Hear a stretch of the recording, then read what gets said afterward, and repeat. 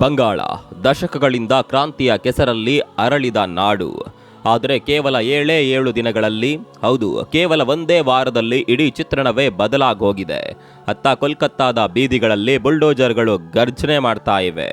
ಇತ್ತ ಪ್ರಭಾವಿ ಪೊಲೀಸ್ ಅಧಿಕಾರಿಗಳ ತಲೆ ದಂಡವಾಗ್ತಾ ಇದೆ. ಮಮತಾ ಬ್ಯಾನರ್ಜಿ ಅವರ ಭದ್ರ ಕೋಟೆಯಲ್ಲಿ ಇಷ್ಟು ಬೇಗ ಬದಲಾವಣೆಯ ಸುನಾಮಿ ಏಳುತ್ತೆ ಅಂತ ಯಾರು ಅಂದುಕೊಂಡಿರಲಿಲ್ಲ. ಆದರೆ ಇಂದು ಪಶ್ಚಿಮ ಬಂಗಾಳದ ಇಂಚಿಂಚು ಭೂಮಿಯಲ್ಲೂ ಕೇಳಿ ಬರುತ್ತಿರೋದೊಂದೇ ಹೆಸರು, ಅದು ಸುವೇಂದು ಅಧಿಕಾರಿ. ಈ 7 ದಿನಗಳಲ್ಲಿ ಅಧಿಕಾರಿ ಮಾಡಿದ್ದೇನು? ಆ ರೇಪ್ ಮರ್ಡರ್ ಕೇಸ್ನಲ್ಲಿ ಹಿರಿಯ IPS ಅಧಿಕಾರಿಗಳನ್ನ ಮನೆಗೆ ಕಳಿಸಿದ್ಯಾಕೆ? ಬಂಗಾಳದಲ್ಲಿ ನಿಜವಾಗಿಯೂ ಯೋಗಿ ಸ್ಟೈಲ್ ಆಡಳಿತ ಶುರುವಾಯ್ತಾ? ಪಶ್ಚಿಮ ಬಂಗಾಳದ ರಾಜಕೀಯ ಅಂದರೆ ಅದು ಬರೀ ಚುನಾವಣೆ ಅಲ್ಲ, ಅದೊಂದು ಯುದ್ಧ. ಕಳೆದ ವಾರ ಮೇ 16ರಂದು ಬಿಜೆಪಿ ಸರ್ಕಾರ ಅಧಿಕಾರಕ್ಕೆ ಬಂದು 1 ವಾರ ಪೂರೈಸಿದೆ. ಸುಮ್ಮನೆ ಅಂದುಕೊಳ್ಬೇಡಿ, ಈ 1 ವಾರದಲ್ಲಿ ಸುವೇಂದು ಅಧಿಕಾರಿ ಸರ್ಕಾರ ತೆಗೆದುಕೊಂಡಿರುವ ನಿರ್ಧಾರಗಳು ಇಡೀ ದೇಶದ ಗಮನ ಸೆಳೆದಿವೆ. ಕೇವಲ 7 ದಿನಗಳಲ್ಲಿ ಒಬ್ಬ ಮುಖ್ಯಮಂತ್ರಿ ಏನೆಲ್ಲ ಮಾಡಬಹುದು ಅನ್ನೋದಕ್ಕೆ ಈ ವಿಡಿಯೋ ಒಂದು ಸಾಕ್ಷಿ. ಕೊನೆವರೆಗೂ ಮಿಸ್ ಮಾಡದೆ ನೋಡಿ. ಬನ್ನಿ, ಬಂಗಾಳದ ಹೊಸ ಯುಗದ ಕಥೆಯನ್ನ ಶುರು ಮಾಡೋಣ. ಸ್ನೇಹಿತರೆ ನಮಸ್ಕಾರ. ಚರಿತ್ರೆ ಮತ್ತೊಂದು ವಿಡಿಯೋಗೆ ನಿಮಗೆಲ್ಲ ಪ್ರೀತಿಯ ಸ್ವಾಗತ.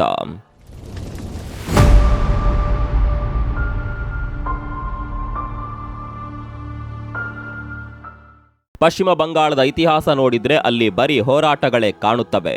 ತೃಣಮೂಲ ಕಾಂಗ್ರೆಸ್ನ ದೀರ್ಘಾವಧಿಯ ಆಡಳಿತದ ನಂತರ ಇದೇ ಮೊದಲ ಬಾರಿಗೆ ಬಿಜೆಪಿ ಅಧಿಕಾರ ಹಿಡಿದಿದೆ. ಜನರು ಬದಲಾವಣೆ ಬಯಸಿದ್ದರು ಅನ್ನೋದಕ್ಕೆ ಅಲ್ಲಿನ ಫಲಿತಾಂಶವೇ ಸಾಕ್ಷಿಯಾಗಿತ್ತು. ಆದರೆ ಆ ಬದಲಾವಣೆ ಇಷ್ಟು ವೇಗವಾಗಿ ಬರುತ್ತೆ ಅಂತ ಯಾರೂ ಊಹಿಸಿರಲಿಲ್ಲ.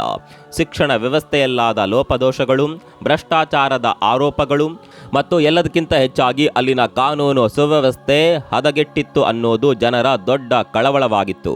ಅದರಲ್ಲೂ ಆರ್ಜಿಕರ್ ಆಸ್ಪತ್ರೆಯ ಘಟನೆ ಇಡೀ ಬಂಗಾಳವನ್ನ ಮಾತ್ರವಲ್ಲ, ಇಡೀ ಭಾರತವನ್ನೇ ನಡುಗಿಸಿತ್ತು. ಇದೇ ಕಾರಣಕ್ಕೆ ಸುಶಿಕ್ಷಿತ ಮಧ್ಯಮ ವರ್ಗದ ಮತದಾರರು ಮಮತಾ ಅವರಿಂದ ದೂರ ಸರಿದಿದ್ದರು. ಈಗ ಅಧಿಕಾರಕ್ಕೆ ಬಂದಿರುವ ಸುವೇಂದು ಅಧಿಕಾರಿ ಅವರಿಗೆ ಸವಾಲುಗಳು ಬೆಟ್ಟದಷ್ಟಿವೆ. ಉದ್ಯೋಗ ಇಲ್ಲ, ಹೂಡಿಕೆ ಬರ್ತಿಲ್ಲ. ಇಂತಹ ಸಂದರ್ಭದಲ್ಲಿ ಅವರು ಆಡಳಿತ ಶುರು ಮಾಡಿದ್ದಾರೆ. ಸ್ನೇಹಿತರೆ, ಉತ್ತರ ಪ್ರದೇಶದ ಯೋಗಿ ಆದಿತ್ಯನಾಥ್ ಅವರ ಹೆಸರು ಕೇಳಿದ ತಕ್ಷಣ ನೆನಪಾಗೋದು ಬುಲ್ಡೋಜರ್ ಜಸ್ಟಿಸ್. ಈಗ ಅದೇ ಬುಲ್ಡೋಜರ್ ಬಂಗಾಳದ ಗಲ್ಲಿಗೂ ನುಗ್ಗಿದೆ. ಹೌದು, ಕಳೆದ ವಾರ ಕೋಲ್ಕತ್ತಾದ ಮುಸ್ಲಿಂ ಬಾಹುಳ್ಯವುಳ್ಳ ಪ್ರದೇಶವೊಂದರಲ್ಲಿ ಅನಧಿಕೃತವಾಗಿ ಕಟ್ಟಲಾಗಿದ್ದ ಕಟ್ಟಡವೊಂದಕ್ಕೆ ಬೆಂಕಿ ಬಿದ್ದಿತ್ತು. ಕೂಡಲೇ ಎಚ್ಚೆತ್ತ ಅಧಿಕಾರಿ ಸರ್ಕಾರ ಆ ಅನಧಿಕೃತ ಕಟ್ಟಡವನ್ನ ನೆಲಸಮ ಮಾಡಲು ಬುಲ್ಡೋಜರ್ ಕಳಿಸಿಕೊಟ್ಟಿತು. ಸ್ಥಳೀಯರು ಕೋರ್ಟ್ ಮೆಟ್ಟಿಲೇರಿ ಸ್ಟೇ ತರುವ ಮುನ್ನವೇ ಕಟ್ಟಡದ ಅರ್ಧ ಭಾಗ ಧೂಳಿಪಟವಾಗಿತ್ತು. ಇಷ್ಟೇ ಅಲ್ಲ, ಹೌರಾ ರೈಲ್ವೆ ನಿಲ್ದಾಣದ ಹೊರಗಡೆ ರಸ್ತೆ ಅತಿಕ್ರಮಿಸಿಕೊಂಡಿದ್ದ ಅಂಗಡಿ ಮುಂಗಟ್ಟುಗಳನ್ನ ಕೂಡ ಬುಲ್ಡೋಜರ್ ಮೂಲಕ ತೆರವುಗೊಳಿಸಲಾಗಿದೆ. ಇಲ್ಲಿ ಒಂದು ಪ್ರಶ್ನೆ ಕಾಡುತ್ತೆ, ಇದು ಕೇವಲ ಅತಿಕ್ರಮಣದ ತೆರವೋ ಅಥವಾ ಇದರ ಹಿಂದೆ ಬೇರೇನಾದರೂ ರಾಜಕೀಯ ಸಂದೇಶವಿದೆಯೇ? ಸುಪ್ರೀಂ ಕೋರ್ಟ್ ಬುಲ್ಡೋಜರ್ ಬಳಕೆಯ ಬಗ್ಗೆ ಎಚ್ಚರಿಕೆ ನೀಡಿದ್ದರೂ ಅಧಿಕಾರಿ ಸರ್ಕಾರ ಮಾತ್ರ ಹಿಂದೆ ಸರಿಯುತ್ತಿಲ್ಲ. ಯಾಕಂದ್ರೆ ಅವರಿಗೆ ಬೇಕಾಗಿರೋದು instant justice and instant image. ಅಧಿಕಾರಿ ಸರ್ಕಾರ ಇಷ್ಟಕ್ಕೆ ಸುಮ್ಮನಾಗಲಿಲ್ಲ. ಕೋಲ್ಕತ್ತಾದಲ್ಲಿ ಶುಕ್ರವಾರದ ನಮಾಜ್ ವೇಳೆ ಮುಖ್ಯ ರಸ್ತೆಗಳನ್ನು ಬ್ಲಾಕ್ ಮಾಡೋದಕ್ಕೆ ಸರ್ಕಾರ ಬ್ರೇಕ್ ಹಾಕಿದೆ. ಮಸೀದಿಗಳಲ್ಲಿ ಜಾಗ ಸಾಲದ ಕಾರಣ ಜನರು ರಸ್ತೆಯಲ್ಲಿ ಪ್ರಾರ್ಥನೆ ಮಾಡ್ತಾ ಇದ್ರು. ಆದರೆ ಈಗ ಸಂಚಾರಕ್ಕೆ ತೊಂದರೆ ಆಗಬಾರದು ಎಂಬ ಕಾರಣ ನೀಡಿ ಇದನ್ನ ನಿಷೇಧಿಸಲಾಗಿದೆ. ಜೊತೆಗೆ 1950ರ ಹಳೆಯ ಕಾನೂನು ಒಂದನ್ನು ಜಾರಿಗೆ ತಂದಿದ್ದಾರೆ. ಅದೇನ್ ಗೊತ್ತಾ? ಅನಧಿಕೃತ ಜಾಗಗಳಲ್ಲಿ ಪ್ರಾಣಿ ಹತ್ಯೆ ಮಾಡುವುದನ್ನ ಕಟ್ಟುನಿಟ್ಟಾಗಿ ನಿಷೇಧ ಮಾಡಲಾಗಿದೆ. ಭಾನುವಾರ ಪಾರ್ಕ್ ಸರ್ಕಸ್ ಎಂಬಲ್ಲಿ ಇದರ ವಿರುದ್ಧ ದೊಡ್ಡ ಪ್ರತಿಭಟನೆ ಕೂಡ ನಡೆಯಿತು. ಆದರೆ ಅಧಿಕಾರಿ ಸರ್ಕಾರದ ಮೆಸೇಜ್ ಸ್ಪಷ್ಟವಾಗಿದೆ, ಕಾನೂನು ಎಲ್ಲರಿಗೂ ಒಂದೇ. ಈಗ ನಾವು ಈ ಕಥೆಯ ಅತ್ಯಂತ ಶಾಕಿಂಗ್ ಭಾಗಕ್ಕೆ ಬರೋಣ. ಅದೇ ಆರ್ಜಿಕರ್ ವೈದ್ಯಕೀಯ ವಿದ್ಯಾರ್ಥಿಯ ಅತ್ಯಾಚಾರ ಮತ್ತು ಕೊಲೆ ಪ್ರಕರಣ. ಚುನಾವಣೆ ವೇಳೆ ಈ ಕೇಸ್ ಮಮತಾ ಬ್ಯಾನರ್ಜಿ ಅವರಿಗೆ ಭಾರಿ ಹೊಡೆತ ನೀಡಿತ್ತು. ಈಗ ಸುವೇಂದು ಅಧಿಕಾರಿ ಈ ಪ್ರಕರಣದ ಫೈಲ್ ಅನ್ನ ಮತ್ತೆ ಓಪನ್ ಮಾಡಿದ್ದಾರೆ. ಅಷ್ಟೇ ಅಲ್ಲ, ಇಡೀ ರಾಜ್ಯ ಬೆಚ್ಚಿ ಬೀಳುವಂತೆ 3 ಹಿರಿಯ IPS ಅಧಿಕಾರಿಗಳನ್ನ ಸಸ್ಪೆಂಡ್ ಮಾಡಿದ್ದಾರೆ. ವಿನೀತ್ ಗೋಯಲ್, ಅಭಿಷೇಕ್ ಗುಪ್ತಾ, ಇಂದಿರಾ ಮುಖರ್ಜಿ. ಈ ಅಧಿಕಾರಿಗಳ ಮೇಲೆ ಇರುವ ಆರೋಪಗಳೇನು ಗೊತ್ತಾ?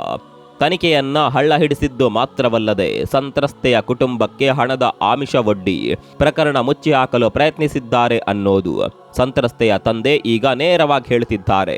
ಈ ಅಧಿಕಾರಿಗಳು ಮಮತಾ ಬ್ಯಾನರ್ಜಿ ಅವರ ಆದೇಶದಂತೆ ಕೆಲಸ ಮಾಡ್ತಾ ಇದ್ರು. ಇದಕ್ಕೀಗ ಸಾಕ್ಷಿ ಸಿಕ್ಕಿದೆ. ಅಧಿಕಾರಿ ಸರ್ಕಾರದ ಈ ನಡೆಯನ್ನ ಬಿಜೆಪಿ ಕಾರ್ಯಕರ್ತರು ಸಂಭ್ರಮಿಸ್ತಾ ಇದ್ದಾರೆ. ಸ್ನೇಹಿತರೆ, ಇಲ್ಲಿ ನಾವು ಒಂದು ವಿಷಯ ಗಮನಿಸಬೇಕು. ಸುವೇಂದು ಅಧಿಕಾರಿ ಕೇವಲ ಬುಲ್ಡೋಜರ್ ಓಡಿಸ್ತಾ ಇಲ್ಲ, ಬದಲಾಗಿ ಅವರು ಒಂದು ಪ್ಯಾಕೇಜ್ ನೀಡ್ತಾ ಇದ್ದಾರೆ. ಒಂದು ಕಡೆ ಹಾರ್ಡ್ ಪವರ್ ಅಂದರೆ ಬುಲ್ಡೋಜರ್ ಸಸ್ಪೆನ್ಷನ್, ರಸ್ತೆ ತೆರವು, ಇನ್ನೊಂದು ಕಡೆ ಸಾಫ್ಟ್ ಅಥವಾ ಜನಪ್ರಿಯ ಯೋಜನೆಗಳು. ಯಾವುದೇ ಟಿಎಂಸಿ ಕಾಲದ ಸ್ಕೀಮ್ಗಳನ್ನು ನಿಲ್ಲಿಸಿಲ್ಲ, ಬದಲಾಗಿ ಮೋದಿ ಅವರ ಆಯುಷ್ಮಾನ್ ಭಾರತ್ ಮತ್ತು PM ಶ್ರೀ ಯೋಜನೆಗಳನ್ನು ಜಾರಿಗೆ ತಂದಿದ್ದಾರೆ. ಮಹಿಳೆಯರಿಗೆ ಬಸ್ ಪ್ರಯಾಣ ಉಚಿತ ಮಾಡಿದ್ದಾರೆ. ಮಾಸಿಕ 3,000 ರೂಪಾಯಿ ಭತ್ಯೆ ನೀಡ್ತಾ ಇದ್ದಾರೆ. ಸರ್ಕಾರಿ ನೌಕರರಿಗೆ ಹೊಸ ಪೇ ಕಮಿಷನ್ ಅನೌನ್ಸ್ ಮಾಡಿದ್ದಾರೆ. ಅಧಿಕಾರಿ ಅವರಿಗೆ ಗೊತ್ತು, ಬಂಗಾಳದ ಜನರ ಮನಸ್ಸು ಗೆಲ್ಲಬೇಕಾದ್ರೆ ಬರೀ ಧರ್ಮ ಅಥವಾ ಬುಲ್ಡೋಜರ್ ಸಾಲದು, ಅಲ್ಲಿನ ಆರ್ಥಿಕತೆ ಸುಧಾರಿಸಬೇಕು. ಈಗಲೂ ಬಂಗಾಳದಲ್ಲಿ ಖಾಸಗಿ ಹೂಡಿಕೆ ಕಡಿಮೆ ಇದೆ, ಉದ್ಯೋಗ ಮಾರುಕಟ್ಟೆ ಮಂಕಾಗಿದೆ.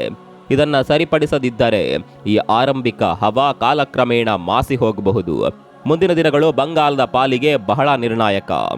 ಭಾರತ ಬಂಗಾಳ ಗಡಿಯಲ್ಲಿ ಫೆನ್ಸಿಂಗ್ ಹಾಕಲು ಜಮೀನನ್ನ ಕೇಂದ್ರ ಗೃಹ ಇಲಾಖೆಗೆ ವರ್ಗಾಯಿಸಲು ನಿರ್ಧರಿಸಲಾಗಿದೆ. ಇದು ನುಸುಳುಕೋರರ ಸಮಸ್ಯೆಗೆ ಮುಕ್ತಿ ನೀಡುತ್ತಾ ಅಧಿಕಾರಿ ಅವರು ಬಂಗಾಳದ ಯೋಗಿ ಅಂತಲೇ ಗುರುತಿಸಿಕೊಳ್ಳಲು ಬಯಸ್ತಾ ಇದ್ದಾರೆ. ಆದರೆ ಮಮತಾ ಬ್ಯಾನರ್ಜಿ ಅವರ ಬೆಂಬಲಿಗರು ಸುಮ್ಮನೆ ಕೂರ್ತಾರಾ? ಪ್ರತಿಭಟನೆಗಳು ಹೆಚ್ಚಾಗಬಹುದು, ಕಾನೂನು ಹೋರಾಟಗಳು ಶುರುವಾಗಬಹುದು.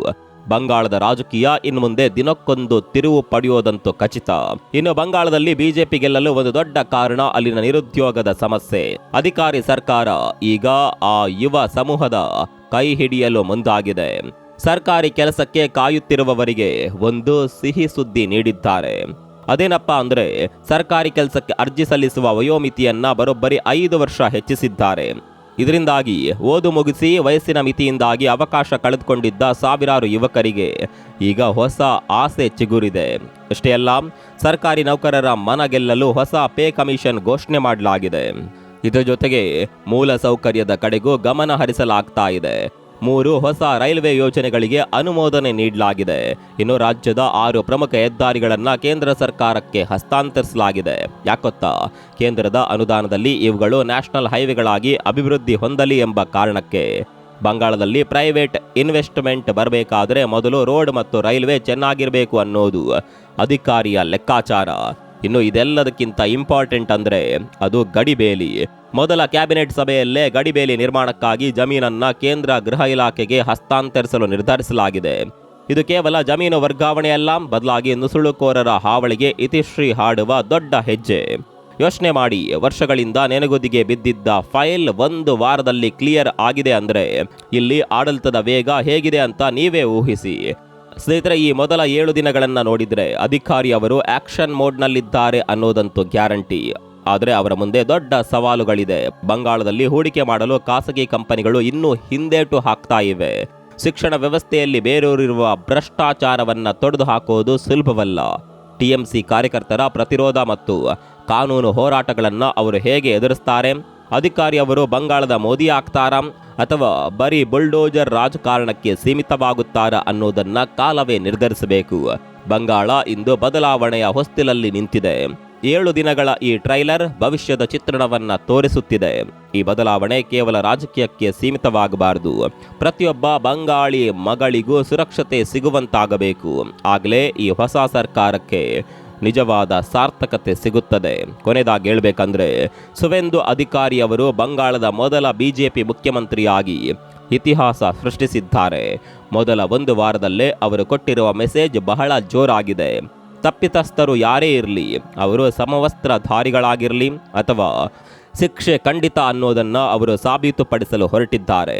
ಆದರೆ ಆರ್ಜಿಕರ್ ಆಸ್ಪತ್ರೆಯಲ್ಲಿ ಇನ್ನೂ ಹೆಚ್ಚಿನ ಭದ್ರತೆಯ ಅವಶ್ಯಕತೆ ಇದೆ ಅನ್ನೋದು ಜನರ ಮಾತು. ಬದಲಾವಣೆ ಕೇವಲ ಪೇಪರ್ ಮೇಲಿದ್ದರೆ ಸಾಲದು, ಅದು ಜನರ ಬದುಕಿನಲ್ಲಿ ಕಾಣಬೇಕು. ನೋಡಿದ್ರಲ್ಲ ಸ್ನೇಹಿತರೆ, ಬಂಗಾಳದ ಈ ಹೊಸ ಆಟದ ಬಗ್ಗೆ ನಿಮ್ಗೇನನ್ಸುತ್ತೆ? ಅಧಿಕಾರಿಯವರ ಬುಲ್ಡೋಜರ್ ನಿರ್ಧಾರ ಸರಿ ಇದೆಯಾ ಅಥವಾ ಆರ್ಜಿಕರ್ ಕೇಸ್ನಲ್ಲಿ IPS ಅಧಿಕಾರಿಗಳ ಸಸ್ಪೆನ್ಷನ್ ಬಗ್ಗೆ ನಿಮ್ಮ ಅಭಿಪ್ರಾಯವೇನು? ಕಾಮೆಂಟ್ನಲ್ಲಿ ತಿಳಿಸಿ. ವಿಡಿಯೋ ಇಷ್ಟ ಆಗಿದ್ರೆ ಲೈಕ್ ಮಾಡಿ, ನಿಮ್ಮ ಸ್ನೇಹಿತರೊಂದಿಗೆ ಶೇರ್ ಮಾಡಿ. ಇಂತಹ ಇಂಟ್ರೆಸ್ಟಿಂಗ್ ಸುದ್ದಿಗಳಿಗಾಗಿ ನಮ್ಮ ಚಾನಲನ್ನು ಈಗಲೇ ಸಬ್ಸ್ಕ್ರೈಬ್ ಮಾಡಿ. ಮತ್ತೊಂದು ವಿಡಿಯೋದಲ್ಲಿ ಸಿಗೋಣ. ಅಲ್ಲಿವರೆಗೂ ನಮಸ್ಕಾರ.